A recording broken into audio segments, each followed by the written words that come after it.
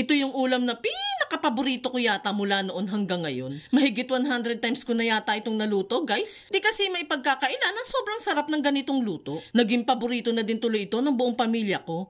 At sure din ako magugustuhan din ito ng buong pamilya ninyo. Uumpisahan nga natin ang pagluluto nito sa pag-aasin nitong isdang galunggong. Nabili lang natin yan ng 200 pesos, kalahating kilo na. Sa inyo ba, guys? Mahal pa rin ba ang presyo ng galunggong?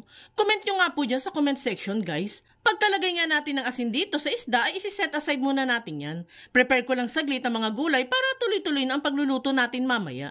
Ihiwain ko lang dyan itong sitaw, sibuyas at kamatis. Yan lang naman po yung kailangan natin mga gulay dito sa ating gagawing ulam. Kaya sure akong afford na afford mo at caring-caring mo ang pagluluto nito. Pagka-prepare nga natin yan ay pwede na tayong magluto. Dito nga sa ating kawali ay magpapainit lang ako dyan ng medyo may karamihang mantika. Bali used oil po pala ang ginamit ko dyan, guys. Sayang din naman po yan kung itatapon na natin. Paiinitin lang natin ng mantika dyan, then saka iprito dito ang mga galunggong. 4 lang naman po kaming kakain itong ulam, kaya 4 na piraso lang din po ang binili ko. Lutuin nga lang natin yung galunggong hanggang sa maprito na ang both sides nito. And kapag okay na nga yan, ay maaari na po natin yang hanguin.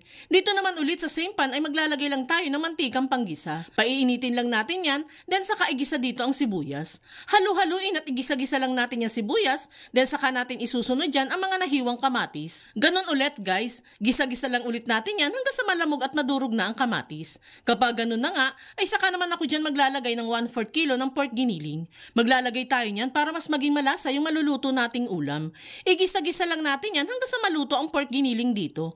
At kung nakaabot ka sa part ng video nating ito, it means na interesado ka sa ulam recipe na sinishare natin today. At kung sakali pong magugustuhan mo ito, pwede po bang pakipusuan mo naman ang video natin at mag-iwan ka na din po ng comment na I love this ulam recipe. Maraming salamat po. And kapag nga ganyan ang naluluto na ang giniling, ay saka tayo dyan maglalagay ng estimated 4 tablespoon ng patis. Mas masarap po kasi kung patis ang ilalagay natin dito, guys, instead na asin.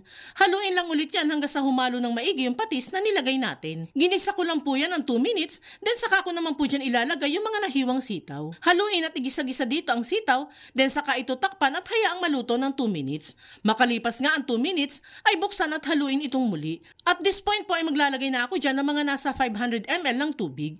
Haluin muli din sa katakpan. Hayaan lang muna nating maluto ng bahagya ang sitaw dito, guys. After nga ng 5 minutes ay malapit-lapit ang maluto yung sitaw natin dito. And last na ilalagay natin dyan is itong isang pack ng sinigang mix. Yes, guys. Maglalagay tayo niyan para maging mas nakakagana yung sabaw na lulutuin natin. Ang tawag nga po pala ng ganitong luto dito sa amin ay tadtarin. Hindi po tadtarin ha, tadtarin. Hindi ko lang po alam kung saan nag-originate yan, guys. Pero ang alam ko po niyan, super sarap nito. Haluin lang natin itong niluluto at saka takpan at tuluyan na nating palalambutin ang sitaw dito. And after nga ng ilang minuto ay naluto na yung sitaw. Titikman ko lang po yan kung may kulang pa sa lasa para may adjust pa natin. And there you have it, guys. Ready to serve na itong pritong galunggong with tadtaring sitaw. Nako, guys, once matikman mo ang ganitong ulam, mafo-fall in love ka talaga sa sarap nito. Promise. Kaya kung nag-iisip ka pa din ang uulamin ninyo mamaya or sa mga susunod na araw, nako guys, isama mo na sa listahan itong recipe natin. Kaya i-share mo na itong video at itag mo na ang buong pamilya at barkada mo at subukan nyo na din pong magluto nito.